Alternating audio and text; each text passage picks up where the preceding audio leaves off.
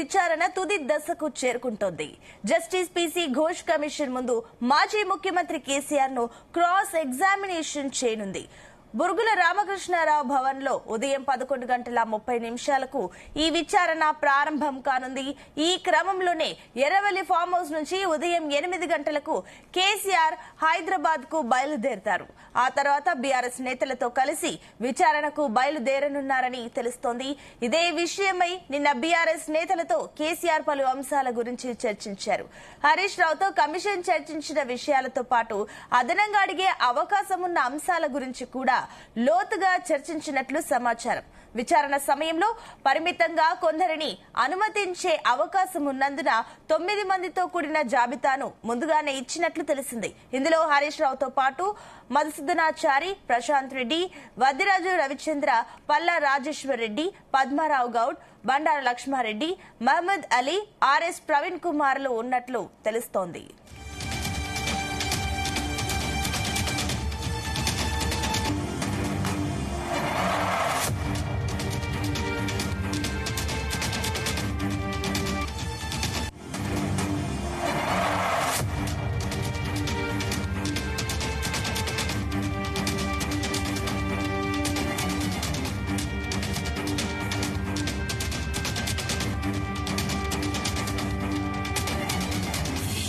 Right, ఇదే అంశానికి సంబంధించి మరిన్ని డీటెయిల్స్ మా చీఫ్ న్యూస్ కోఆర్డినేటర్ రాధాకృష్ణ అందిస్తారు. రాధాకృష్ణ.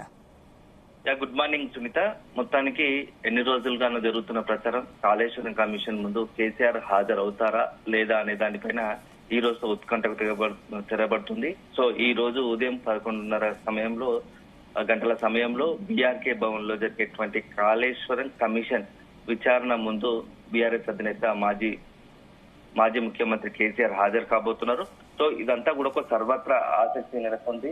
కేసీఆర్ సంబంధించి కాళేశ్వరం విచారణ భాగంగా కేసీఆర్ ను జస్టిస్ పినాకిని ఘోష్ ఏం ప్రశ్నించబోతున్నాడు, సో వాటికి కేసీఆర్ ఏ విధంగా సమాధానం చెప్పబోతున్నాడు అని చెప్పి చాలా ఆసక్తికరంగా మారింది. ఎందుకంటే మొత్తంగా కూడా అసెంబ్లీ ఎన్నికల సమయంలో మేడిగడ్డ సంబంధించినట్టు బ్యారేజ్ డ్యామేజ్ కావడంతో అప్పటి నుంచి కూడా మొత్తంగా కూడా ఈ కాళేశ్వరం ప్రాజెక్టు సంబంధించి పెద్ద ఎత్తున ఒక కాంట్రవర్షియల్ నడుస్తూ వస్తుంది. సో ఈ నేపథ్యంలో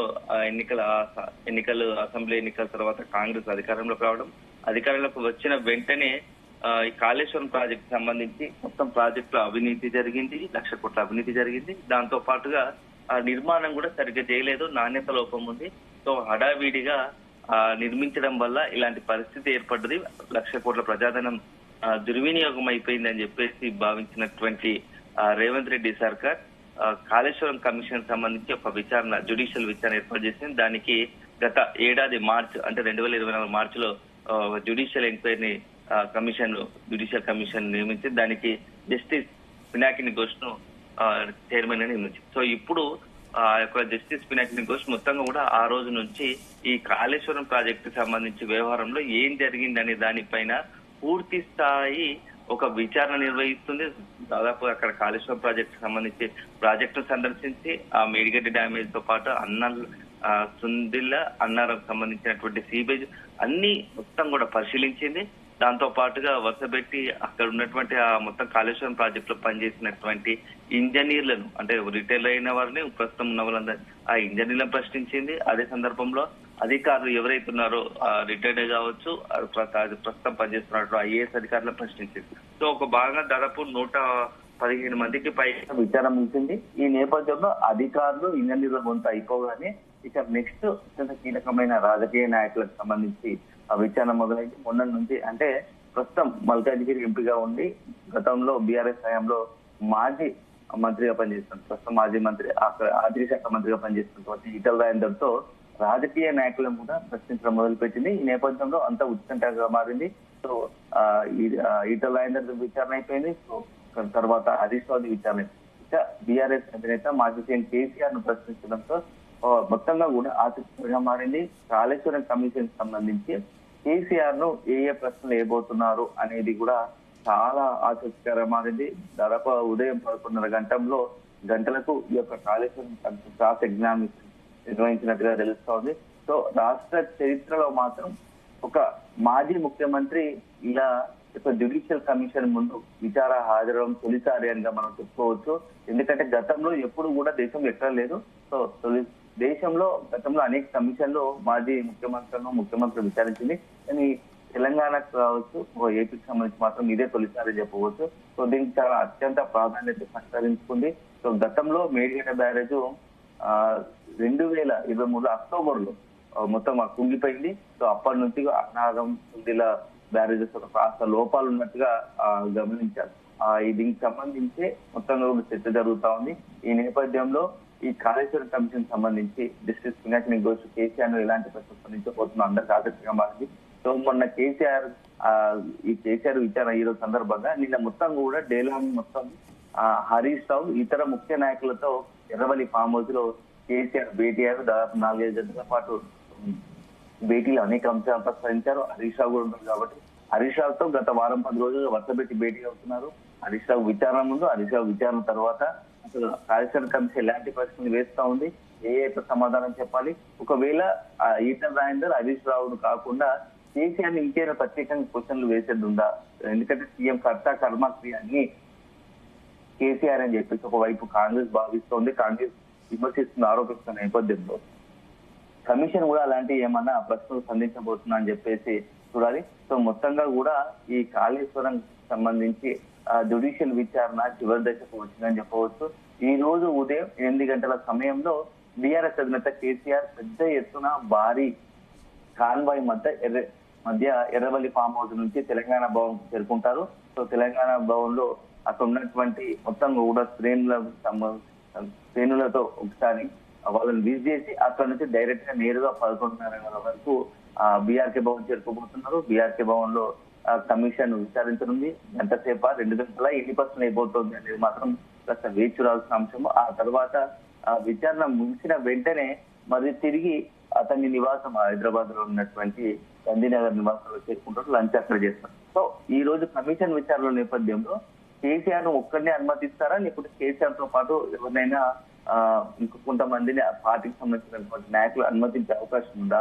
వాళ్ళు ఇప్పటికే కమిషన్ లేఖ రాస్తారు కాబట్టి వాళ్ళు ఒప్పుకున్నట్టయితే 9 మంది జాబితా కూడిన ఒక లెటర్ ను ఇప్పటికే ఒక లెటర్ ను కమిషన్ కు ఇచ్చినట్టే తెలుస్తుంది. దాంట్లో హరీష్ రావుతో పాటు సీనియర్ నాయకులు మధుసూదనాచారి, వేముల ప్రశాంత్ రెడ్డి, పల్లా రాజేశ్వర్ రెడ్డి, ఆర్ఎస్ ప్రవీణ్ కుమార్ ఇలా కొంతమంది నాయకులతో కూడినటువంటి ఒక మొత్తంగా 9 మంది జాబితాని ఇప్పటికే ఇచ్చారు. సో వాళ్ళందరినీ అనుమతిస్తారా, లేదా ఒకవేళ మొన్న హరీష్ రావు లేకుంటే ఈటల రాజేందర్ విచారించినట్టు బహిరంగంగానే అందరి మీడియా ప్రతినిధుల సమక్షంలోనే కేసీఆర్ ను విచారిస్తారా, లేకుంటే కేవలం ఒక సీఎం గా మాజీ సీఎం గా ఉన్నారు కాబట్టి అతని ప్రోటోకాల్ దృష్ట్యా కావచ్చు, లేకుంటే కొంత ఇబ్బందికర పరిస్థితి నేపథ్యంలో ఇండివిజువల్ ఒక్కరినే కమిషన్ విచారిస్తుందా అనేది మాత్రం వేచి చూడాలి.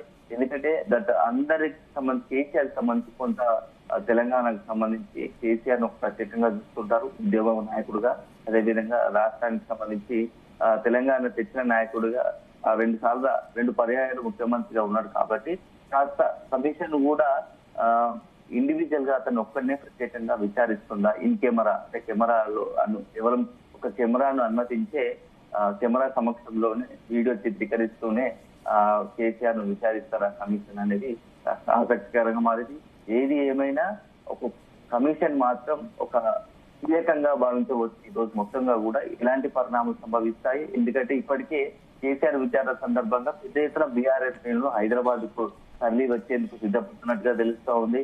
ముఖ్యంగా మెదక్, నల్గొండ, ఇటు కరీంనగర్, అదేవిధంగా నిజామాబాద్ నుంచి హైదరాబాద్, రంగారెడ్డి జిల్లాల నుంచి పెద్ద ఎత్తున నేతలు, కార్యకర్తలు అక్కడ ఉన్నటువంటి బీఆర్కే కార్యాలయానికి, బీఆర్కే భవన్ చేరుకునే అవకాశాలు కనబడుతున్నాయి. అదే సందర్భంలో ఎర్రవల్లి ఫామ్ హౌస్ నుంచి ప్రారంభమయ్యే సమయం నుంచే ఒక కాన్వాయ్ పెద్ద ఎత్తున దాదాపు 100లాది వాహనాలతో తెలంగాణ భవన్ చేరుకోవాలని భావిస్తున్నట్టుగా తెలుస్తుంది.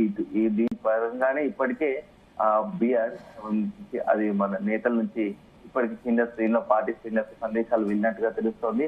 ఏది ఏమైనా ఈ రోజు మొత్తంగా కూడా కాళేశ్వరం కమిషన్ సంబంధించి చాలా అత్యంత ప్రాధాన్యత కలిగిన రోజు అని చెప్పవచ్చు.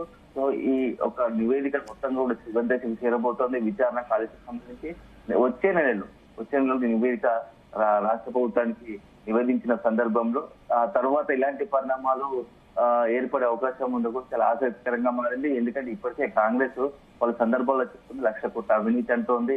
సో డ్యామేజ్ నాణ్యత లోపం ఉందని చెప్తా ఉంది. అదే సందర్భంలో ఈ నెక్స్ట్ పరిణామాలు దీని కారకులు ఎవరు, ఎవరిని ఒకవేళ నిజంగా జ్యుడిషియల్ కాబట్టి ఎవరికి శిక్ష పడుతుంది అనేది కూడా ఆసక్తికరంగా మారింది. ఎందుకంటే ఒకవైపు జ్యుడిషియల్ విచారణకు ప్యానల్ గానే ఇప్పటికే రాష్ట్ర ప్రభుత్వం కూడా ఒక విజిలెన్స్ నివేదిక కార్యక్రమం సంబంధించింది.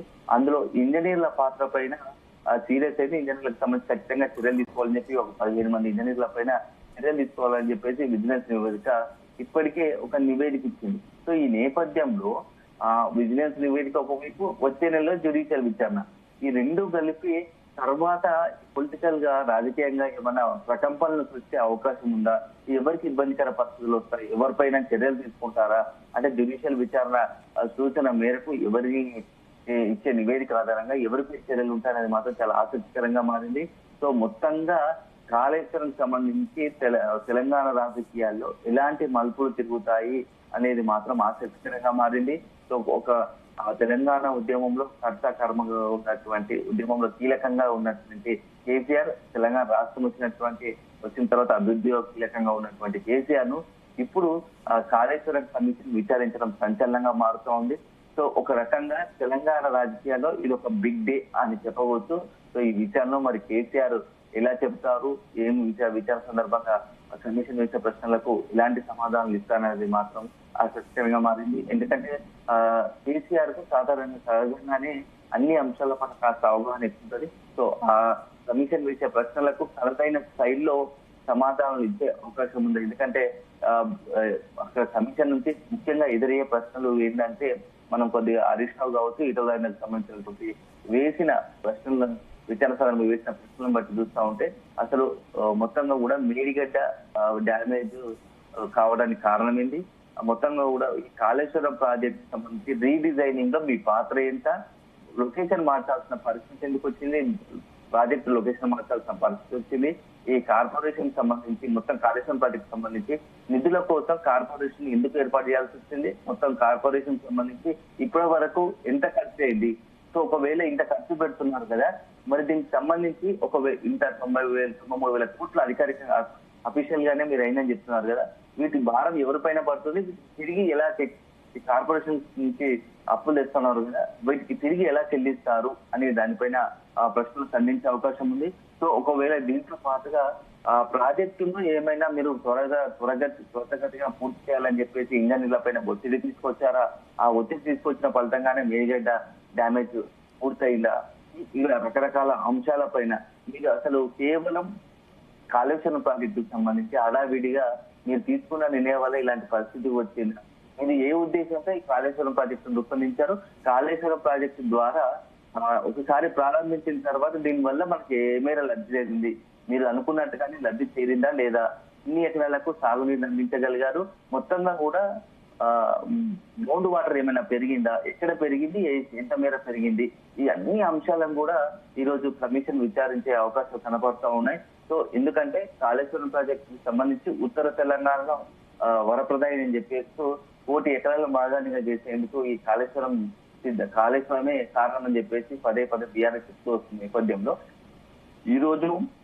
కమిషన్ కూడా అదే అంశాలను కేసీఆర్ ప్రశ్నించే అవకాశం ఉంది. మీరు చెప్తున్నట్టుగానే నిజంగానే 1 కోటి ఎకరాల మాగానిగా తయారైందా, గ్రౌండ్ వాటర్ పెరిగిందా, పెరిగితే ఎక్కడెక్కడ పెరిగింది, మొత్తం గత దశాబ్ద కాలంగా ఉన్నటువంటి గ్రౌండ్ లెవెల్ వాటర్ లెవెల్స్ ఎంత, మీరు అధికారంలోకి వచ్చిన తర్వాత కాళేశ్వరం ప్రాజెక్టు ప్రారంభించిన తర్వాత గ్రౌండ్ లెవెల్లో ఎంత పెరుగుదల కనిపించింది, ఇవన్నీ కూడా ఈ రోజు కాళేశ్వరం కమిషన్ సంబంధించి కేసీఆర్ విచారించబోతోంది. ముఖ్యంగా అన్నిటికన్నా ముఖ్యమైన ఇంకా 93,000 కోట్లు దీనికి సంబంధించి కాళేశ్వరం ప్రాజెక్టు సంబంధించి వ్యయం ఖర్చు జరిగింది కదా, అసలు మీరు అనుకుంది 38,000 కోట్లకు సంబంధించి ప్రాజెక్ట్ అంచనా ఇంత ఎందుకైంది, ఈ డిపిఆర్ లో ఏమో మొత్తంగా కూడా ప్రాజెక్ట్ సంబంధించి డిపిఆర్ లో ఏం రూపొందించారు, కేంద్రానికి నివేదించినట్లు ఏముంది, సో వీటి అన్నిటి అనుగుణంగానే జరిగిందా, మరి ఇంత స్థాయిలో ఈ యొక్క డిపిఆర్ కు మొత్తంగా ఖర్చుకు ఇంత భారీ తేడా ఎందుకు ఉంది, ఎక్కడ మీరు అనుకున్న దానికి ఎక్కువ డబ్బులు ఎక్కడ ఖర్చు చేయాల్సి వచ్చింది, సో దీంతో పాటుగా సుందిల్ల అన్నారానికి సంబంధించి సిపేజీ పైన ఎందుకు అలా జరిగింది, ఈ మొత్తం దీంతో పాటుగా ఈ యొక్క కొండపోచమ్మ, అనంత సాగర్, మల్లన్న సాగర్ సంబంధించి రిజర్వాయర్లు ఉన్నాయి కదా, ఆ రిజర్వాయర్లకు సంబంధించి నీటి నిలుపుదల, నీటిని విడుదల చేయడం ఎవరి కృషిలోకి వచ్చింది, ఎవరు చేయమన్నారు, సో అది పూర్తి స్థాయిలో అయిందా లేదా, ఒకవేళ ఆ ప్రాజెక్ట్ లో స్టోరేజ్, వాటర్ స్టోరేజ్ చేయాలనుకున్నప్పుడు మీరు చేసినప్పుడు ఆ ప్రాజెక్టులు ఏమైనా డ్యామేజ్ జరిగిందా, పూర్తి స్థాయిలో ఎందుకు నిల్వ చేయలేదు, లేదా కేవలం టెస్టింగ్ కి సంబంధించే ఉంచారా. సో అదొక అంశం అయితే, మొత్తం ప్రాజెక్టుకు సంబంధించి బిల్లులకు సంబంధించి అందరూ చర్చించేది మెయిన్ ఏంటంటే ఈ ఎత్తిపోతలకు సంబంధించి వేల కోట్ల విద్యుత్ బిల్లులు వస్తున్నాయి. సో ఆ విద్యుత్ బిల్లులు ఎవరు చెల్లిస్తున్నారు, ఎట్లా చెల్లిస్తారు, సో నిజంగా కూడా ఆ విద్యుత్ బిల్లులు చెల్లించడానికి ఎంత డబ్బులు ఎంత ఖర్చు అవుతా ఉంది, ప్రతి ఏటా ఎంత ఖర్చు చేయాల్సి వస్తుంది, ఒకవేళ వర్షాలు రాకుండా నిజంగానే ఎత్తిపోతల ద్వారా నీరుని లిఫ్ట్ చేయాలనుకున్న క్రమంలో మొత్తంగా కూడా ఈ యొక్క బాహుబలి మోటార్ ద్వారా లిఫ్ట్ చేయాలనుకున్న క్రమంలో ఎంత విద్యుత్ బిల్లులు వచ్చే అవకాశం ఉంది, ఎంత విద్యుత్ వినియోగించే అవకాశం ఉంది, ఈ అన్ని అంశాలపైన ఈ రోజు కాళేశ్వరం కమిషన్ కేసీఆర్ ను విచారించే అవకాశం కనబడుతూ ఉంటుంది. Right Radhakrishna, thank you.